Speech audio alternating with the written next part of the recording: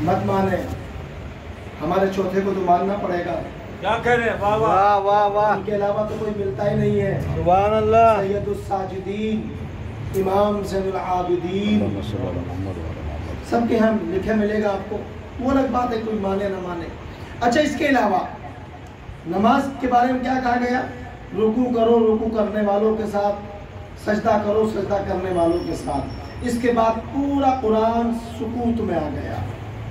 कहीं नहीं कुरान में कहा गया कि कानों तक हाथ उठाओ, हाथों को कहाँ रखो, रुकू कितना लंबा करो, सजदा कितना लंबा करो, रुकू से उठने के बाद क़याम कितना लंबा करो, दोनों सजदों के दरमियान जलसा कितना लंबा करो, दोनों सजदे मुकम्मल करने के बाद अत्तहियातु लिल्लाह पढ़ो। कहीं पूरे कुरान में नहीं लिखा हुआ। फिर मुसलमानों ने लिया किससे है? शिया सुन्नी दोनों ग्रुप बताएं। फिर ये ली किससे है तुमने?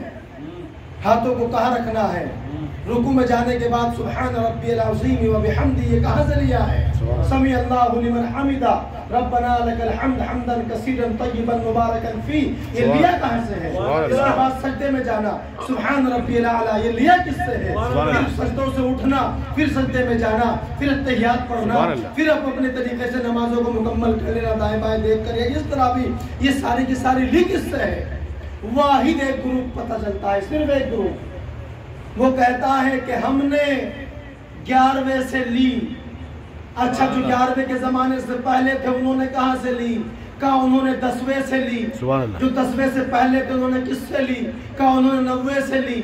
जो 90 से पहले वाले थे उन्होंने किससे ली? कहा 8वें से ली। 8वें से पहले जो थे उसने किससे ली? कहा 7वें से ली। 7वें से पहले जो थे उसने किससे ली? कहा उसने 6ठे से ली। जो 6ठे से पहले था उसने किससे ली? बोले 5वें से ली। जो 5वें से पहले था उसने किससे ली? बोले 4थे से ली।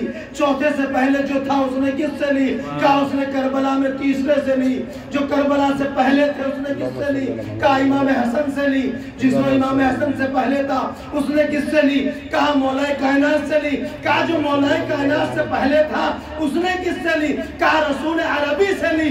पता चला एक का तसलसल, सुन नहीं रहे हैं? सुभान अल्लाह। एक का तसलसल मुतवातिर तवातुर के साथ 11वें से लेके 14वें तक जाता है।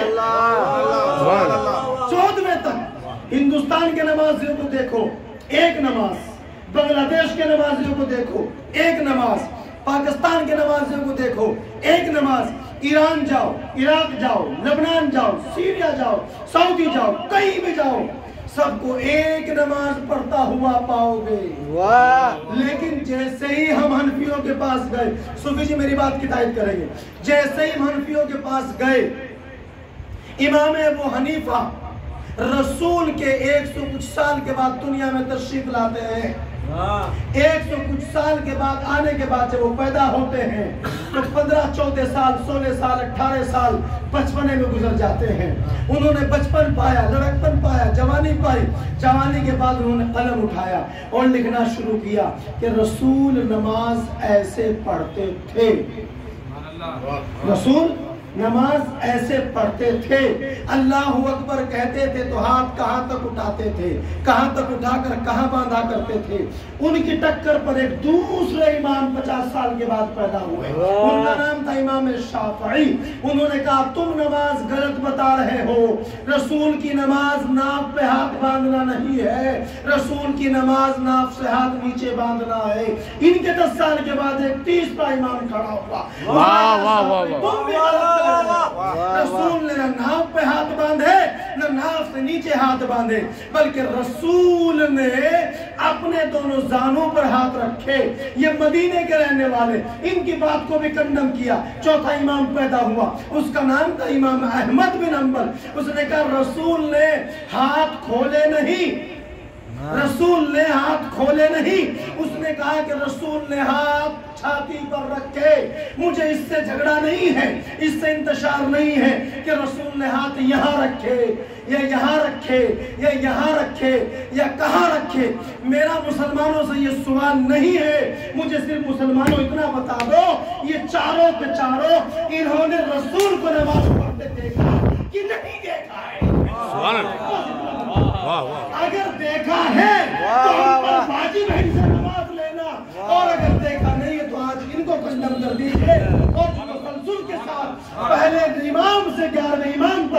سبحان اللہ. اس نماز کو لے لیجئے، جھگڑا ختم. اللہم صلی علی محمد وعلی محمد. سبحان اللہ.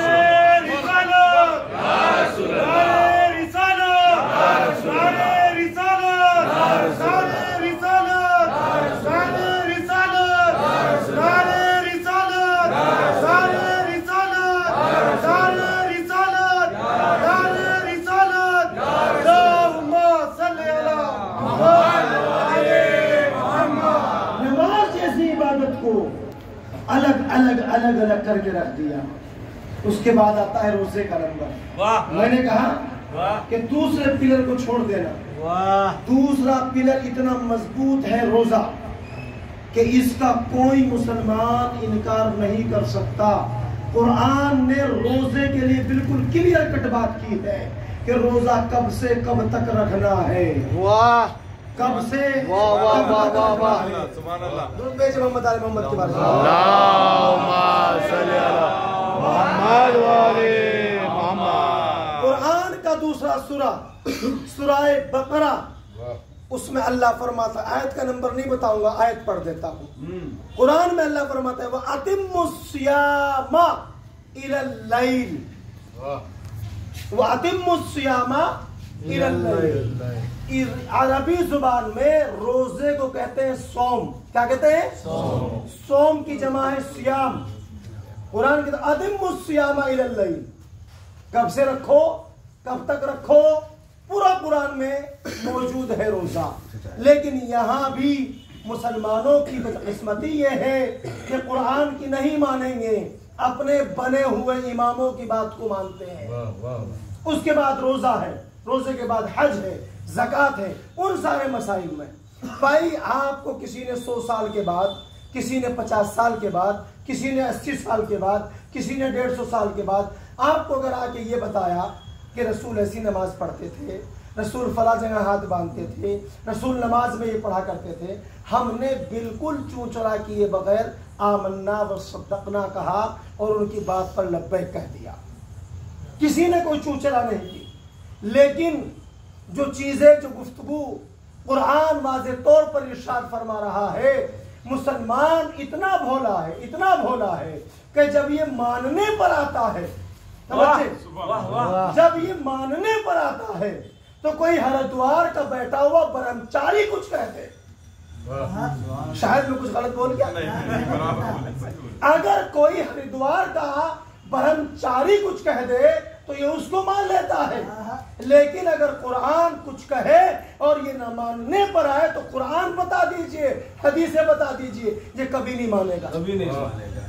یہی صراط المستقیم صراط الذین انعمت علیہم، جس میں ہم کہتے ہیں، دعا کرتے ہیں نماز میں، پروردگار ہم کو سیدھی راہ پر رکھ. صحابہ کرام کی ایک جماعت ہے، جب میں غفیر جماعت ہے، رسول اللہ کی بارگاہ میں گئے. حضرت امام جلال الدین سیوطی علیہ الرحمٰن نے بھی اس کے واقعے کو نقل کیا ہے اس آیت کی تفسیر میں، اور بہت سارے علماء نے. علامہ جلال الدین سیوطی کی تفسیر ہے الاتقان فی علوم القرآن. اس کو آپ نوٹ کیجئے، الاتقان فی علوم القرآن کی پہلی جلد میں آپ سورہ فاتحہ کی تفسیر کو پڑھیے. اس میں انہوں نے لکھا کہ جب یہ آیت نازل ہوئی اہدنا الصراط المستقیم، تو ایک صحابہ کی جماعت رسول کے پاس گئی. یا رسول اللہ، آپ نے ہمیں کہا کہ خیرات کرو، ہم نے خیرات کری. آپ نے کہا جہاد کرو، ہم نے جہاد کیا. آپ نے کہا کہ مہمانوں کی مہمان نوازی کرو، ہم نے مہمان نوازی کری. آپ نے کہا کلمہ پڑھو، ہم نے کلمہ پڑھا. آپ جو جو کہتے گئے ہم سب کچھ کرتے گئے. کیا ہم ابھی تک صراط مستقیم پر نہیں ہیں؟ توجہ ہے حضرات، کیا ہم ابھی تک محمد والے محمد، کیا ابھی تک ہم صراط مستقیم پر نہیں ہیں؟ تو رسول نے سارے صحابہ کی جماعت کو دیکھا، اور دیکھنے کے بعد ہمیں تو ابھی ایک ہی ہاتھ برداشت نہیں ہوتا. مسلمانوں کے چہرے اتر جاتے ہیں ایک ہاتھ سے. ایک ہی تو روایت ابھی اتنی مشہور ہوئی ہے کہ تمام درگاہوں سے آواز آنے لگی کہ رسول نے علی کا ہاتھ پکڑ کر کہا، بھول گئے نا؟ ایک ہی روایت برداشت نہیں ہو رہی. سبحان اللہ. مسلمانوں رسول کو پڑھو. رسول نے صرف غدیر ہی میں نہیں علی کا ہاتھ اٹھا کر دکھایا، اپنی زندگی میں بہت سے موقعوں پر ہاتھ اٹھا کر دکھایا. سبحان اللہ سبحان اللہ. بہت سے موقعوں پر کتنی جنگیں ہیں، جنگوں میں آپ نے ہاتھ اٹھا کر کے دکھایا. اور سب سے پہلی جو دعوت ذوالعشرہ اس میں ہاتھ اٹھا کر دکھایا اور وعدہ کر کے بتایا آج جو میری مدد کرے گا وہ میرا جانشین ہوگا، وہ میرا وسیع ہوگا. جب رسول نے پہلی دعوت ذوالعشرہ میں کلیئر کر دیا جو آج مدد کرے گا وہ میرا جانشین ہوگا. ہیں یہ جو غدیر ہم پڑھتے ہیں، غدیر ہم سنتے ہیں، یہ تو جو رسول نے وعدہ کیا تھا نا ذوالعشرہ میں، اس کو آج وفا کر رہے ہیں، اس کو آج وفا کر رہے ہیں. تو رسول نے تمام صحابہ کو دیکھا، دیکھنے کے بعد علی کو بلایا، علی کا ہاتھ پکڑا اور ہاتھ پکڑ کر کہا ھذا صراط المستقیم. اللہم صلی علی محمد وعلی محمد. یہ علی صراط مستقیم ہے. اللہم صلی علی محمد وعلی محمد. اب بزرگان محترم، رسول نے ہمیں یہاں تنہا نہیں چھوڑا، بلکہ جیسے ہی بتایا کہ صراط مستقیم ہے، کچھ ٹائم کے بعد پھر رسول نے بتایا کہ دیکھو صراط مستقیم سیدھے راستے کو کہا جاتا ہے.